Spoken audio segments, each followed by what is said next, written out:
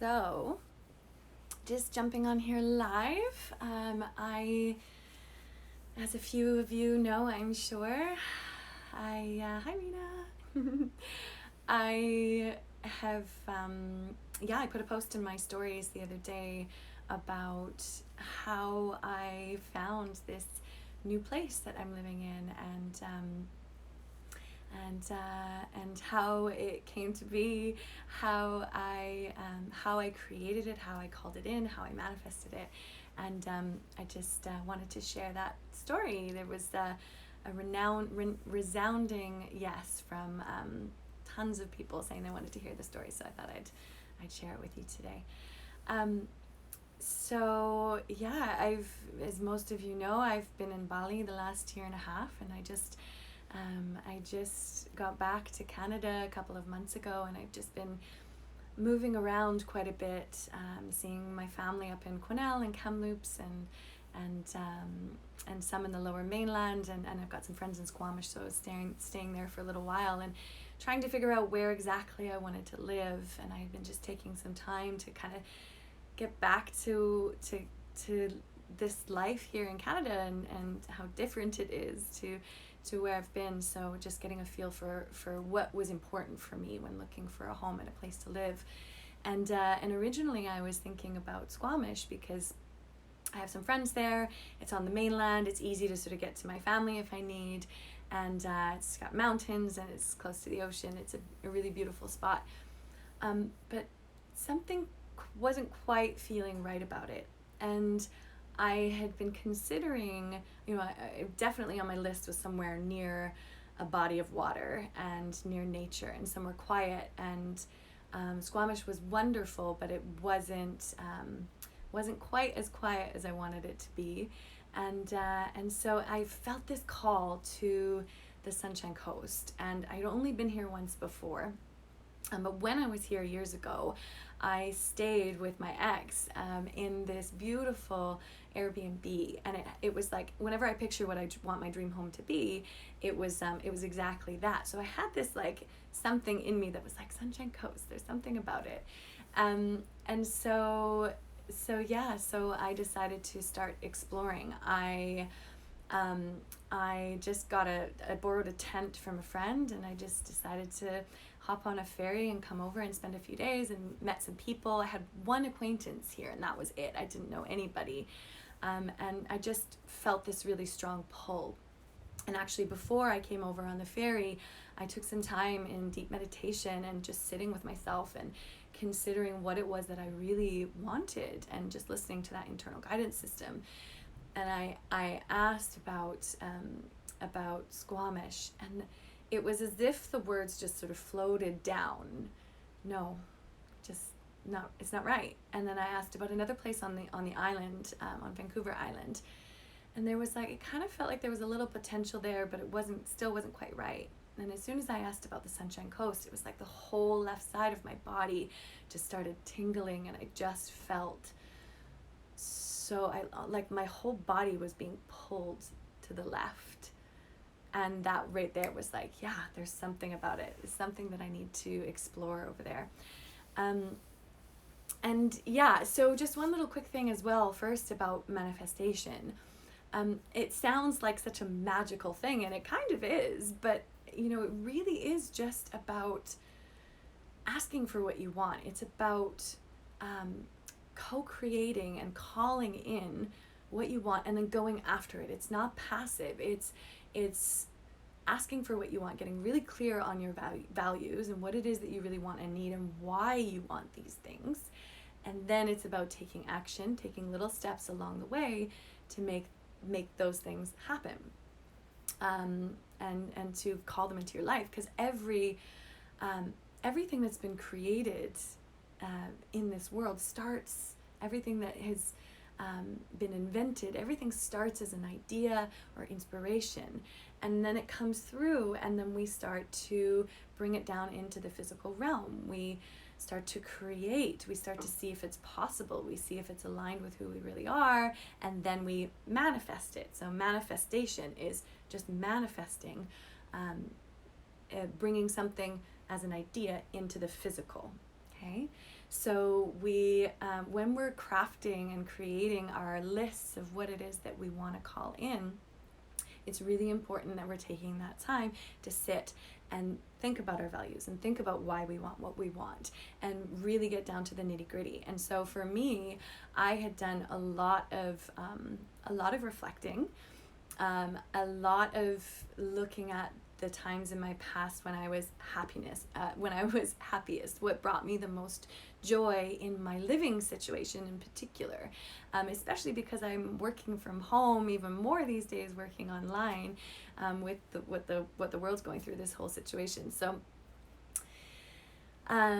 for me, it's really important to have a sanctuary, and it was really important for me. I don't need a lot of space. A small space is great for me. I would rather stick within my budget with a small place, but have a big outdoor space and be surrounded by nature and have an open, expansive view and have lots of light. And so all of these things, just for example, were all on my list of what I wanted.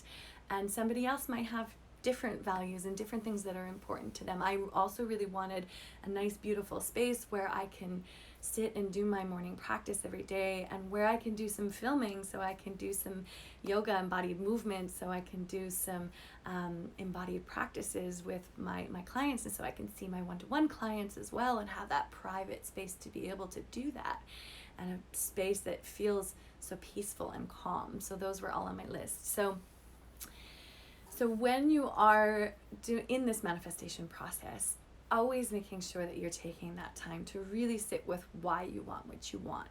And then the inner work. So over the years, I've done a lot of inner work, but in particular, there was a point, I wrote a post about it the other day, around 2015, where there was a lot coming up for me, a lot of triggers, a lot of stuff that needed to be healed.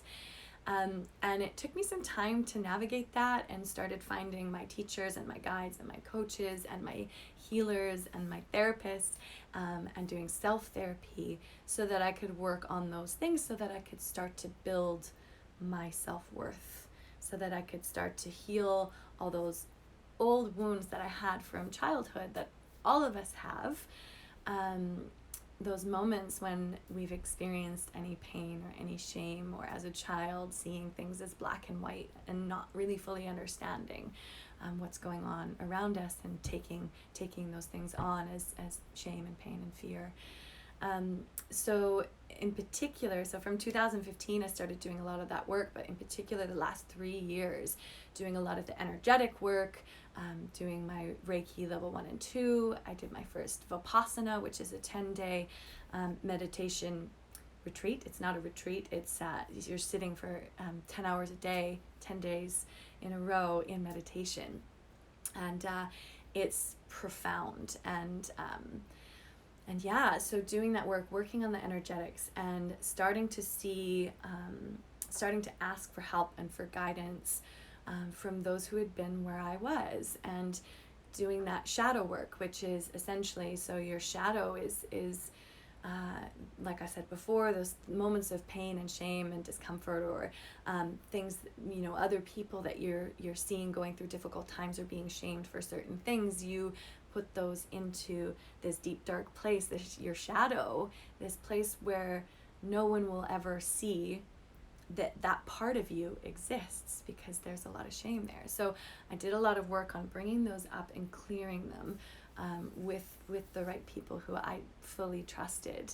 And then once I was able to do that, it was like and as I continue to do that, my self-worth, my baseline self-worth continues to rise. And then so the things that I'm wanting to call into my life and I'm wanting to create come to me more easily, because I'm in that solid place where I'm feeling worthy of everything that I'm calling in. And so that's really important, doing the inner work.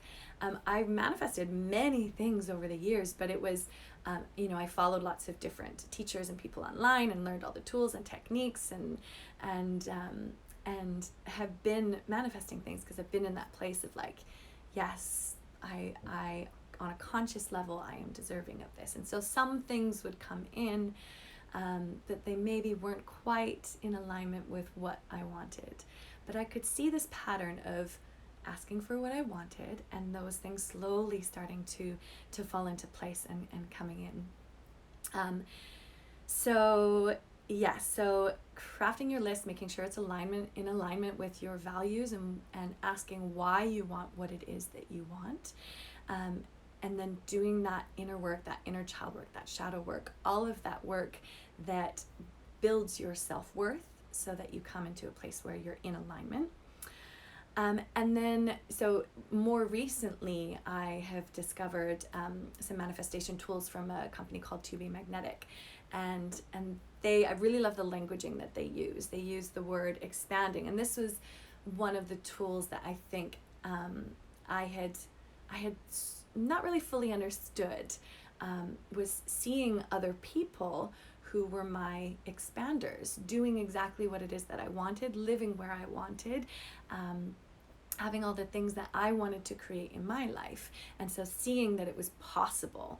And I work a lot with the elements. I know some of you did a course that I did back in the spring, talking about how to manifest with the elements. And that's the air element right there. That is finding a different perspective, opening your eyes and expanding into a new way of being and thinking, so that you can see what really is truly possible, and believing that it's possible by seeing others who are doing the same thing.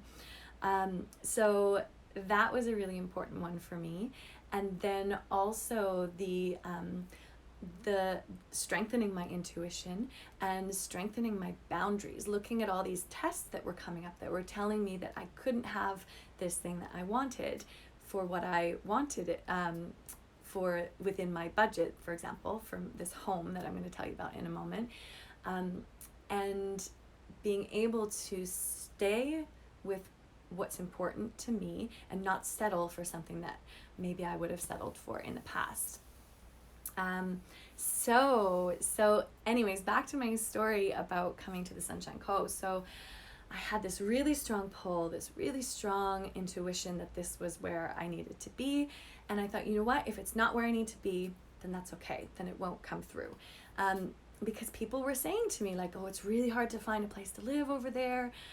Which, funny enough, people were also saying that about Squamish. And I started having expanders in Squamish that were showing me that, yes, it's possible within the budget that I had to find the place that I want with everything that I was asking for. So I was already starting to expand in that way. And then coming over to the Sunshine Coast, again, there were a few people who were saying, oh yeah, like it's really difficult to find a home here.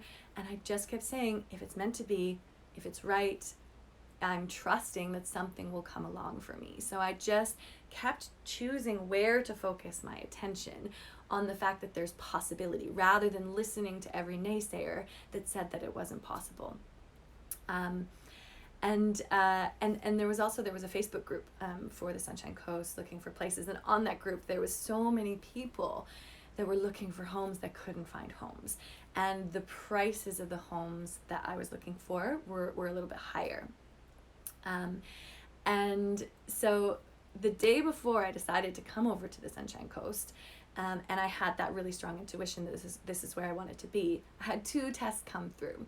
A good friend of mine who was living in Vancouver, I loved her place. It was this little quiet place with a beautiful outdoor space, and it was just, I loved it. It had such a good feel to it. She sent me a message the next day saying, after I had decided on Sunshine Coast, saying that her place was coming available, that she was moving out, and did I want to move in, because I was the first person that she thought of. And I was like, that place would be amazing. But then I sat and I was like, you know what? No, it's not aligned with my values. I said I didn't want to live in the city. It doesn't have an open view surrounded by nature. And you know, there were a few other things that it didn't have. So it was very tempting, but I said no. And then later that evening, I got an email back, and this was when I was in Squamish at the time. So I got an email back from a photographer that I had been going back and forth with. She was a friend of a friend, about booking a session. And about a week later, I had said to her, oh, by the way, if you see something coming up in Squamish, like I'm looking for a place. And so the day after I decided on Sunshine Coast, she emailed me and she said, that's so funny that you say that, because I'm going away for 2 months, and I'm looking for somebody to sublet my place. It was exactly in my budget and everything that I wanted. So it was like a real test there. Like, is she really going to stick with what she wants and what she's asking for, or is she going to go for this other option that seems really great? The other thing that wasn't great about it was that it was only 2 months, and I was looking for somewhere long term. So it wasn't in the place I wanted to live, and it wasn't long term. So it was hard, but I said no.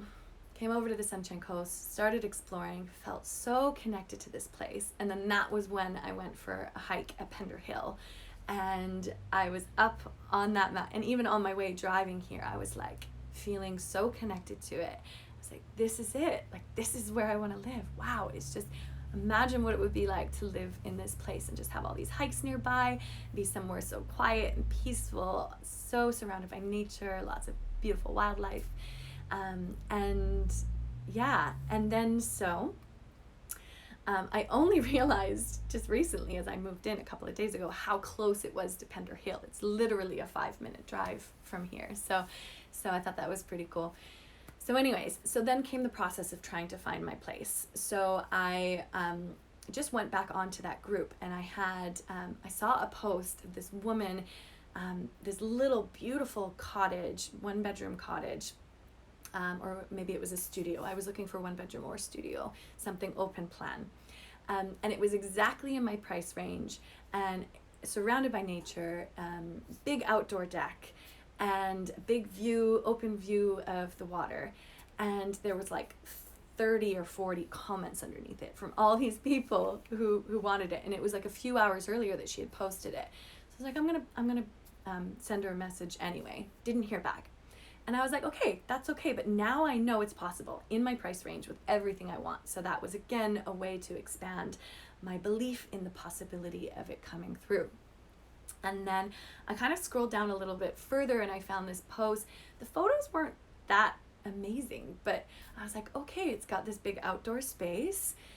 It's like close to a body of water. I can see the water from it. It's surrounded by trees, surrounded by nature. It looks really beautiful from the outside. But I couldn't really get a feel of what it was like on the inside. And it was above my price range. It was a couple $100 above my price range. So I was like, okay, I'm gonna send a message. And the guy was the old tenant, and he was posting for my landlords because they aren't on social media. So I emailed, and it had been posted a couple days before, and I emailed, and I was like, oh, thank you. So I emailed, thank you for the comments, guys. So I emailed that I was looking for a place, and she replied right away, and she said, well, there are a couple of people that we've already told can come to look at it. But, never say never. Like, let's see, tell me a little bit about you.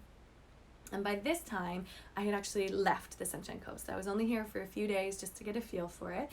And then I went back to Squamish, and then I went up to see my mom. I drove up north and to see my dad and the rest of my family as well.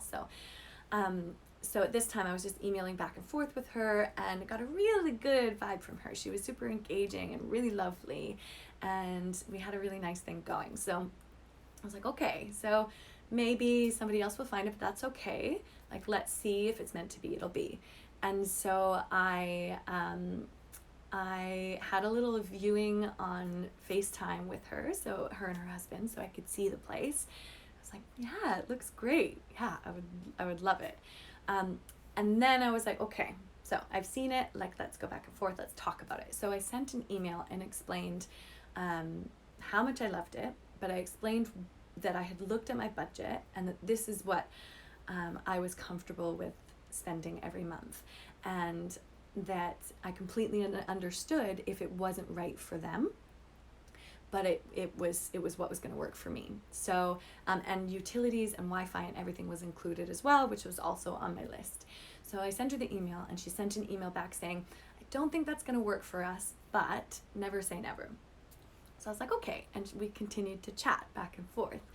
And then she was asking me about the work that I do.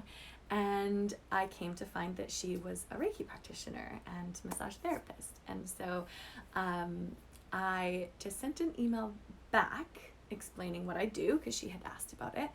And I said, I'm just putting it out there, like to make up the cost of it. Maybe we could do some work together, like, you know, maybe a session with you once a month or something like that. And she replied and said, yes, thank you for offering that. That's perfect. And so she agreed. So again, I stuck with my boundaries.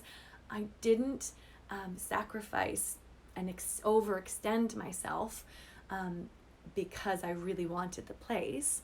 I stuck with my boundaries and I asked for what I wanted and what I needed, and she said yes. And then again, there was one more test. So she sent me the rental agreement and said, okay, here, perfect. Like, let's get this settled. Let's get this signed. And I said, and then she said, so we'll ask for first and last month's rent and deposit. Now, it's different everywhere you are, but in Canada, generally, or in BC anyways, generally you just pay a deposit, which is half the month's rent. Some places will ask for more than that, but generally that's usually what it is. So I had put in my budget that was what I could afford was, or that's what I wanted to pay was that deposit. So I was a little bit crushed, and I was like, oh, like, can I make this work? Like, what should I do? Like, how, you know, that's 2.5 months rent up front. And so I just sat with it for a little while, and I was like, okay, you know what? I have to be willing to let this go if it's not right for me. Something else will come along because I'm really in my worth about this. I know that I'm held and that I'm supported, and I know that something will come along that is everything on my list and that is within my budget. And so I sent her an email and I was like, I really love this place so much, but you know, I need to take some time to think about it because it's just a lot up front, and you know, I had budgeted for this amount. And she sent an email back right away and said, normally we do that in case somebody is an asshole, you know. She said, but I don't think that you're an asshole from the work that you do and from the engagement that we've had together. She's like, so let's just don't worry about it. So, perfect. It all came through, everything that I asked for, and and it's just brings me the most joy, and my landlords are amazing, and I'm just super happy. And I hope that this can serve as an expansion for you to remind you that when you are really staying in your worth with something, and you're asking for what you want and what you need, and you're not willing to settle for what you did in the past, that those things, what's right for you, what's in alignment with you, will come through. Just trusting, having patience, and staying in your worth. So yeah, what else do I have to say about that? So also, just another thing too that's important is remembering that it has to be something, when you're manifesting, it has to be something that is realistic for where you are in the moment and for the timeline that you're looking for. So I have this dream home that is basically what I have now, but on a little bit of a bigger scale, that has room for me to be able to run women's circles and run my coaching business and movement classes and yoga classes from the space as well. But I know that right now that's not something that is available to me. I'm renting, and I'm not in a place where I'm ready to buy a place. So I needed to stick with what was realistic for my timeline and keep that dream home for what I want for my future still on my mind, and still in my journals, and still paying attention to it, and knowing that will come through one day. But I also just wanted to focus on what's right for me for right now. So maybe just to go over the steps once more. You're welcome. Thanks, Kat. I'm glad you enjoyed the story. So does anybody have any questions about the manifestation process? So if you do, you can start writing them into the chat there.